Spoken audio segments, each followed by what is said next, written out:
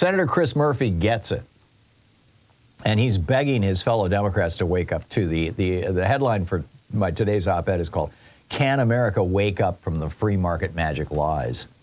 42 years ago, Ronald Reagan launched America into this grand experiment. It was something that back in the 1940s and 50s, a group of economists, mostly Europeans, but also Milton Friedman, came up with this idea that we could bring the world peace and prosperity through the utopia of the so-called free market, this brand new thing. And Reagan and his vice president, George Herbert Walker Bush, who had originally called this voodoo economics, became true believers, as did Bill Clinton, as did George W. Bush, as did Barack Obama. They all pursued neoliberal policies. And it turns out that these policies were based on a lie. Did you know that if Reagan had never introduced neoliberalism and wages had continued to grow from 1980 to today at the same rate they had from 1930 to 1980, that today the average working person would be making almost 3 times as much as they are making?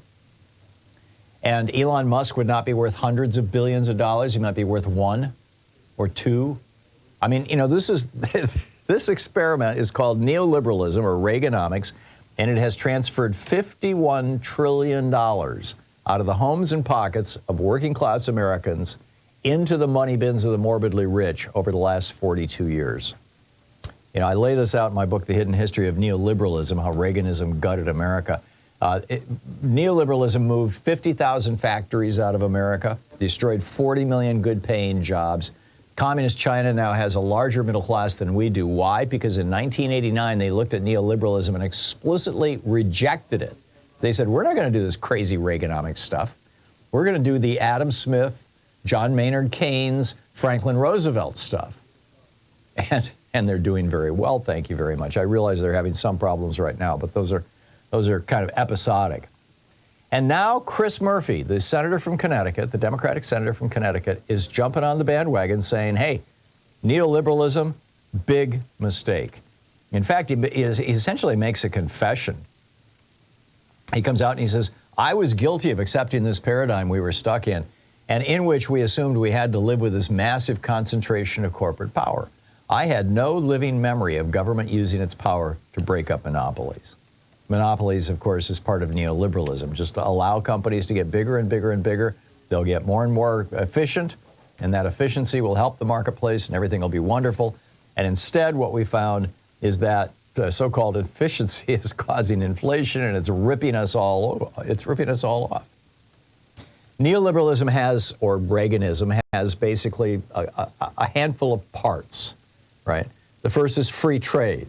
Oh yeah, just, you know, send the jobs and factories over to China. You'll raise their standard of living, and their middle class will buy more of our stuff, and our middle class might get a little poorer, but everything will balance out. Well, it was a lie. Free trade was also supposed to end war. Thomas Friedman was pitching his McDonald's theory that no two countries who had McDonald's had ever gone to war with each other. It turns out it's not true, but anyhow, he was pitching it, and we bought it. Another piece of this was austerity. Austerity was based on the theory that Ronald Reagan promoted, that lazy people, that welfare made people lazy, and lazy people were not productive, and that hurt the economy. And so the way you get people back to work is by cutting off their benefits, cutting off their housing support, cutting off their food. It's, you know, I've told you before, the old conservative joke, what do you do for a man when he's down? You kick him, otherwise he won't get up. You know, it sounds glib, but it's fundamentally cruel, particularly if the man is down or woman is down because the economy is rigged against them. And that's where we are. So austerity was the second part of it. Tax cuts was the third part of it. You know, free the job creators. And you know, what have tax cuts done? They've moved, like I said, $51 trillion to the top of the pile. Deregulation. Stop preventing companies from becoming giant monopolies. Even regulations that people need, you know, people like pollution control. Oh, you don't need those because the magic of the free market will work. Companies don't want to be shamed by being outed as polluters in the courts and the media and all that kind of stuff. Of course, again, it was a joke. Privatization, another part of neoliberalism. Privatization, turning government functions like, hey, producing electricity, making sure that the water coming to your house is safe, making sure that the waterways are in good shape. Principally things that you can make money off of, electricity, water, things like that.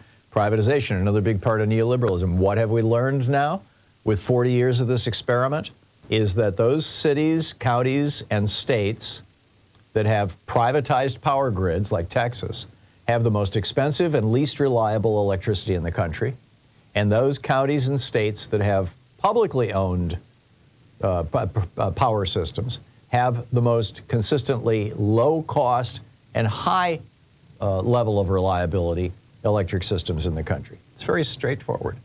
But Reagan put this into effect in 1981, and now we've had 42 years of this experiment. And what we know is that it is killing us. It is just destroying America, and it is paving the way for Donald Trump, who, by the way, came to power in 2016 by being the first guy, Democrat or Republican, since 1980 to attack neoliberalism. Now, he didn't use the word, but he said, I'm going to raise taxes on rich people. Taxes are too low. He said, I'm going to break up the big companies. He said, I'm going to bring the jobs home. We're going to end free trade. He basically attacked neoliberalism, and Americans get it. They know neoliberalism isn't working. Reaganism isn't working. And so they voted for him in 2016. Now, it was obviously a lie. He lied through the whole 4 years. He never did any of those things. He had this kind of a joke of tiny tariffs on Chinese goods that backfired on us. And of course, with taxes, he did the exact opposite of what he had promised. He said that he was going to give us a national health care system. It was a lie. I mean, they were all lies, the things that Trump ran on, other than white supremacy and tearing babies from their mothers at the border. Those were not lies. And he's saying he's going to do it again. So anyhow, bottom line, good on Chris Murphy for finally coming out and saying, we were wrong. And the Democratic Party needs to get on board with this. So pass it along.